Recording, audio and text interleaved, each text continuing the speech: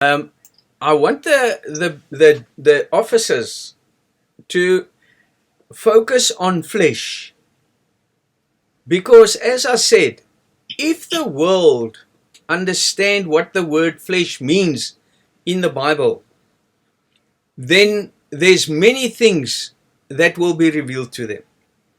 Because everybody says that Jesus came in the flesh, they refer to the physical body. But what they cannot see, beloveds, is how that we become the Son. You are the members on the body of Christ. Now, everybody's so scared to say that I'm the Son of God. When is Jesus? Not when was. When is Jesus crucified? Crucify him. He called himself the Son of God. Who is that, beloveds? That's you. Who else is it? Is it the Jesus of 2,000 or 3,000 years ago? No. Beloved, Jesus Christ, that's what the people don't understand. Jesus Christ is God in flesh. Emmanuel. Matthew 1. Emmanuel, he will be called the Son of God. Emmanuel, God with us. Why? Because he is the connection and the mediator between man and God. I mediate for you because, beloveds, remember, the other people that are worldly can't see him. That's why he said to Philip, as the beloved said, I've been with you so long you haven't known me, Philip. If you see me, you're going to see Father. Because when he said Jesus, I am the Son of God. I am God in this flesh. I am light in darkness. Now you say, no, but Jesus is perfect. Yes, when we become perfect flesh, but it's still flesh. And that's what has to go. Because you don't get past the truth that flesh and blood cannot inherit the kingdom of God. So you ascend into the kingdom of God in flesh. You have, beloved, let us use Adam as an example. Adam was created to God's image, which is spirit, but he was in sin. Darkness and sin reigned from Adam to Moses. Because, beloved, when somebody starts understanding spiritually, when they are created in God's image, you teach them and they start seeing, oh, okay, that's nice. This is a spiritual book and Jesus is spiritual, God is spiritual, all these things.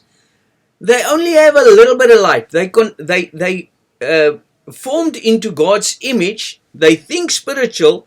They know it's spiritual, but they are still covered in darkness.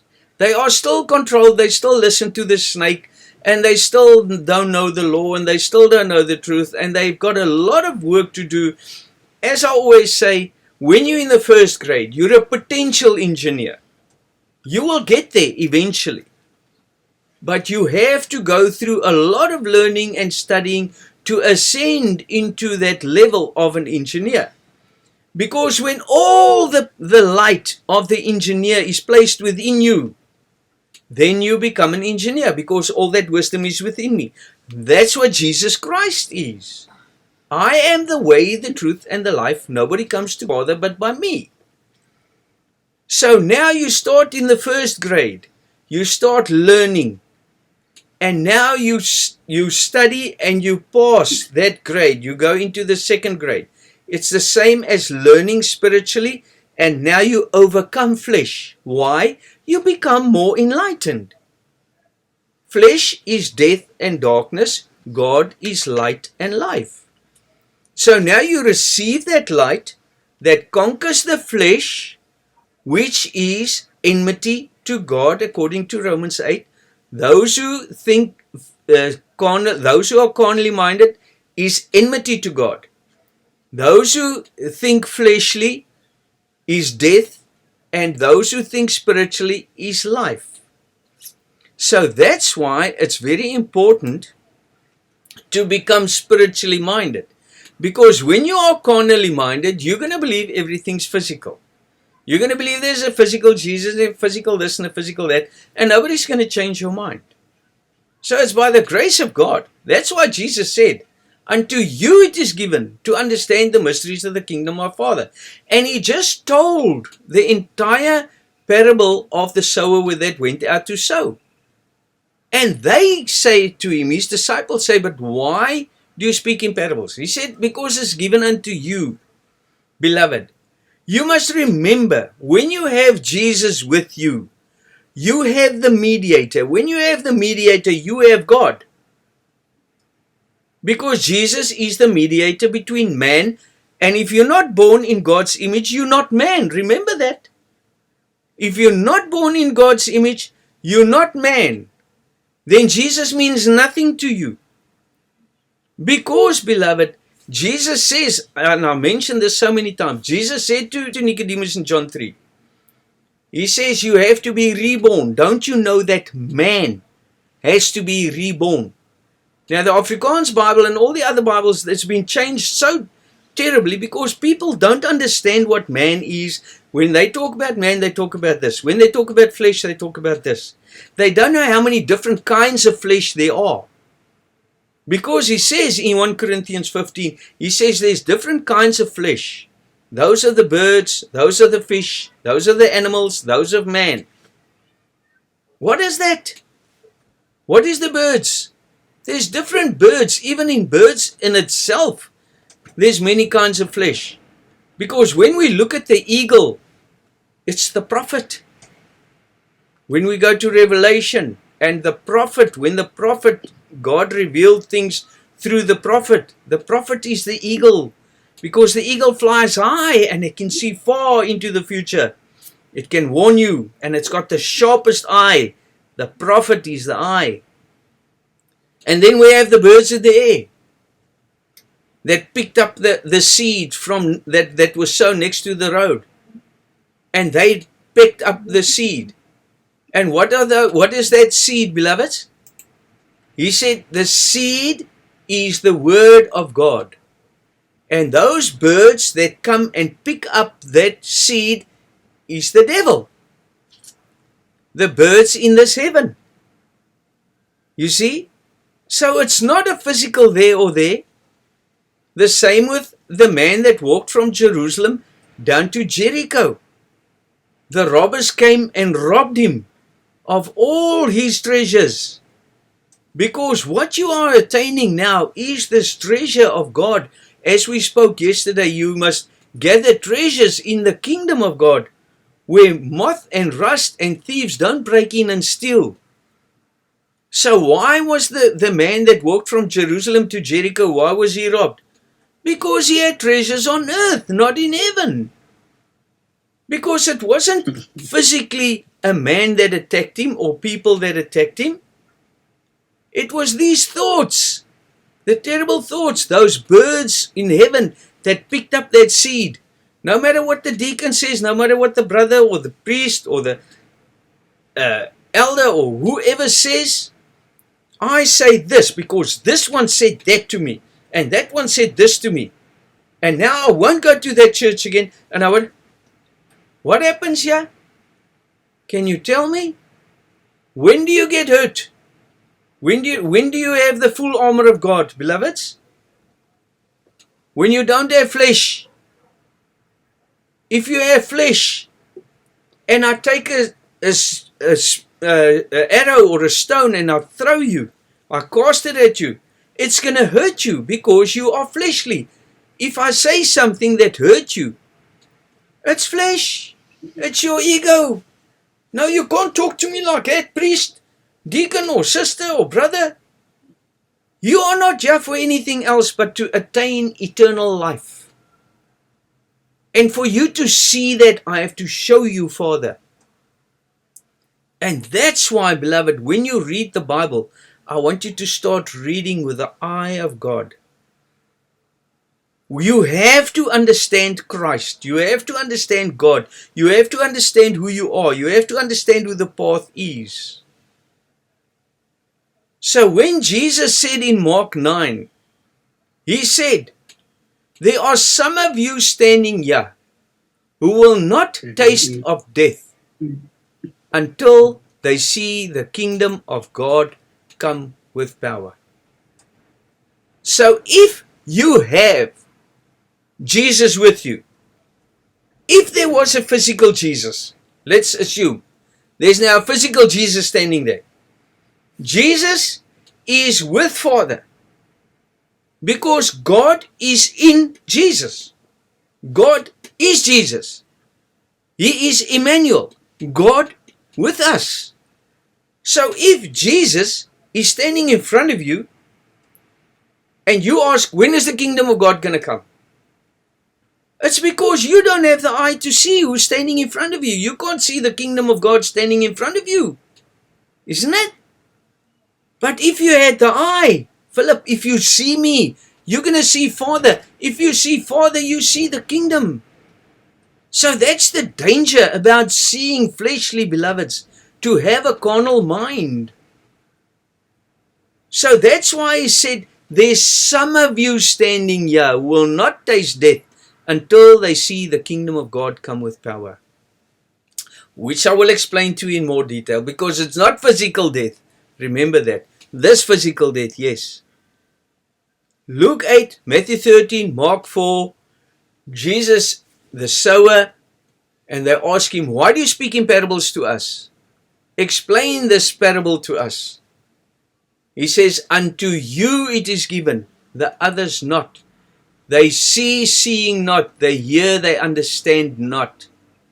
That is the difference between you, spiritually enlightened people, and those who are serving a carnal God.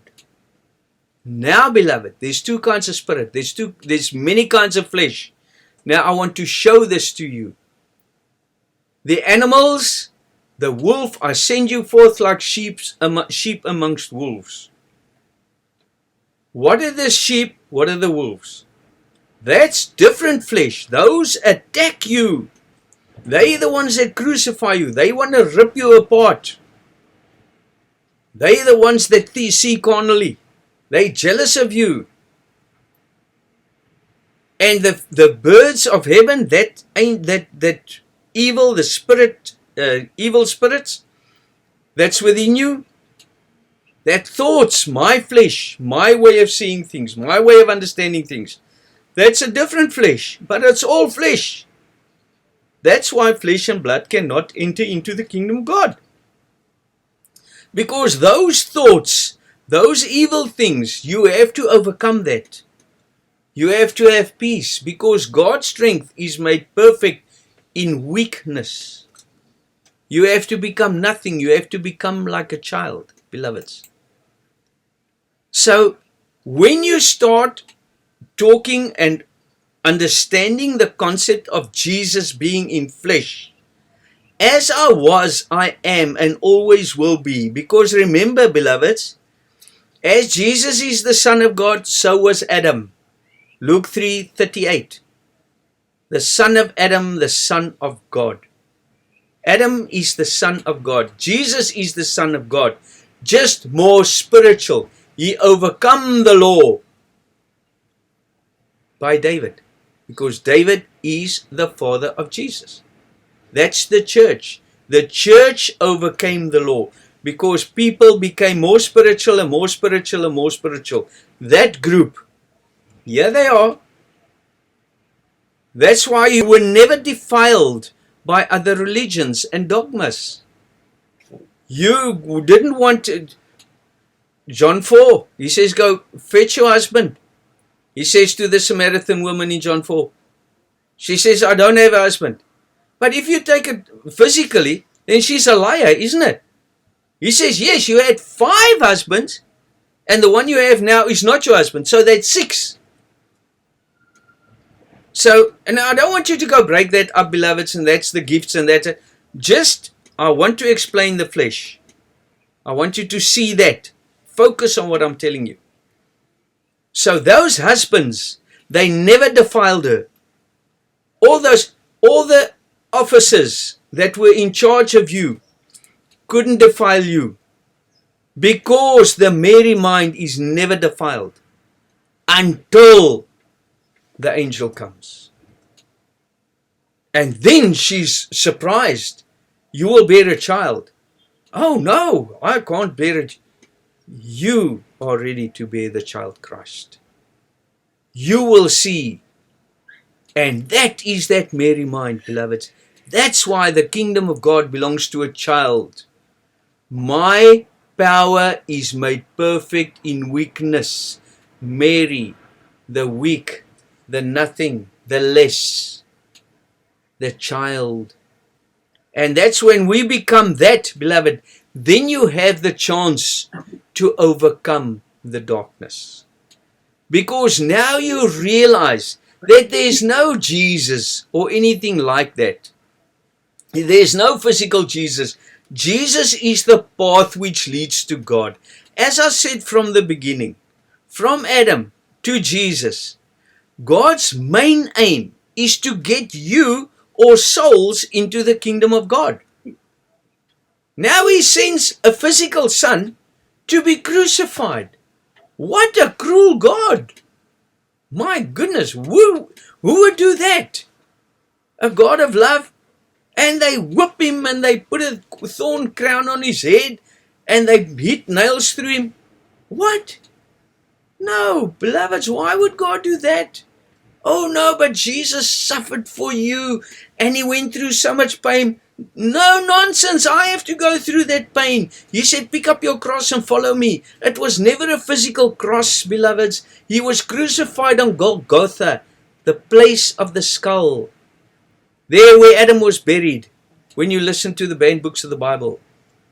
And then Jesus' blood ran into the earth and it saved Adam. It brought everything, it made everything whole, which I'll explain to you in time.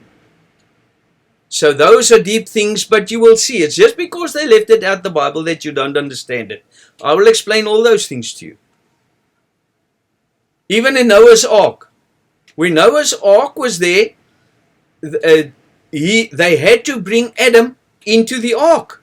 Adam was in the ark. And after the ark stopped, he had to be buried.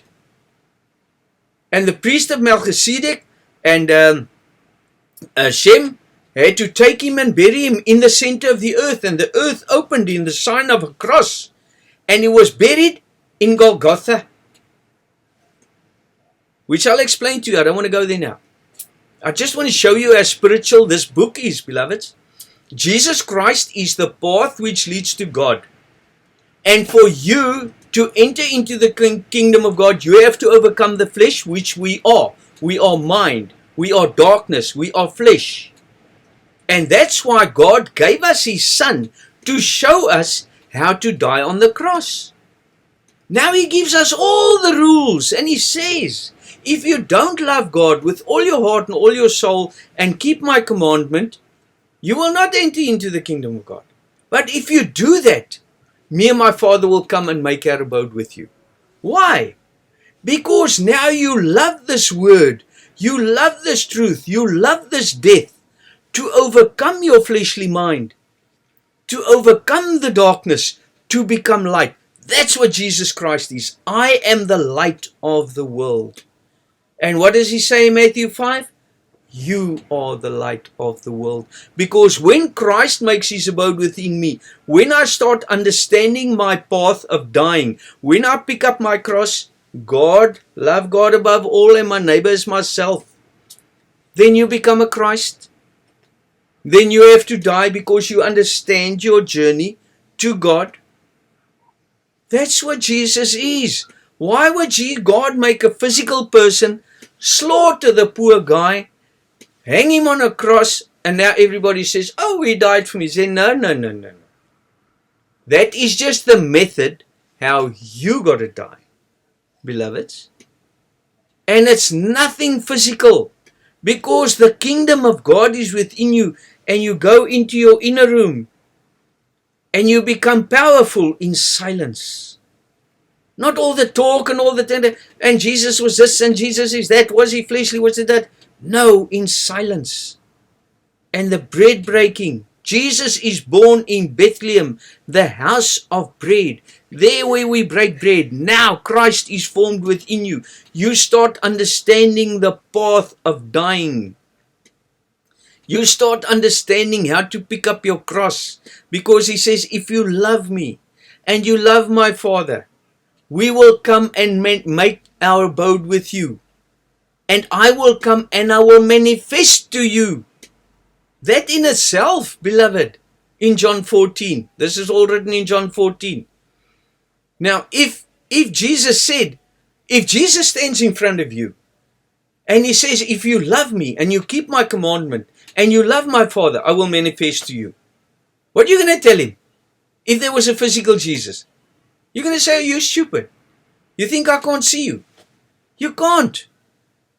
Because you don't have the eye, according to Luke 8. Matthew 13, Mark 4. The sower went out to sow. They have an eye, they see not. Because they don't have your eye. They have an eye to see physical. They gather treasures on the earth. They are carnally minded. Although they know that the word is the water and the earth is the understanding of man, and the sea is the sea of nations, and the cross is spiritual love. God, they know that, but like parrots. Not like you that know how to pick up that cross. I have to love this God with all my heart and all my soul. Then I will listen to this word, because I don't see a person talking to me. I can see my Father talking to me with love and showing me how to escape of this world. And when I see him, I see my Father. Where's the Father? In his kingdom. Now I'm in the kingdom. When I leave my body, nobody sends me into the rest. I am now in the rest because I conquered the flesh already. Me and my Father's become one. So nobody can send you. You are now in the kingdom of God. Where else do you want to be? The same word speaking to you, my beloveds. When you recognize it and you do it and you love it, that's where you go. You go to the one you love. Father, the truth, the life, the light. And that's why, again, there's so many different kinds of flesh. Even in the man form, beloveds, Adam was man and he was in sin. Paul was man. Peter is man. Judas Iscariot is man. Jesus is man. When Jesus was a youngster, he preached in the temples. Yeah. But he didn't know he's going to the cross. Or he did, but he wasn't ready for that yet. He said to them, my hour has not come, which we can talk about sometime. But any of the others, Peter, John, Paul, all the others, did any of them die at the time? No, Jesus had to die first, because he has to show us how to do it. So if I don't die for others and show them how to do it, they can't die. Remember that. So that is what Jesus Christ is, the method of escaping from this world. So the flesh has to be overcome. So the flesh of Adam is earthy. The flesh of Jesus is spiritual, but it still had to go to the cross. And what is Jesus? The Holy Spirit. So there's different flesh, beloved. Jesus was on the cross. There were two others as well. What kind of flesh were they? They were forced onto the cross. They weren't there for themselves. Jesus had to go. He accepted. Where are you? Are you still one of those murderers or robbers? Or are you Christ to say, my death will mean life to many? The wisdom that Father makes within me and creates within me and through me will mean life for many. But I have to die. I have to get rid of my flesh first. My fleshly understanding. So I can become a channel for God to speak through, because God creates nothing but through His Son. So beloved, we run out of time. We will continue with this tomorrow. Thank you very much, beloveds, and God bless you.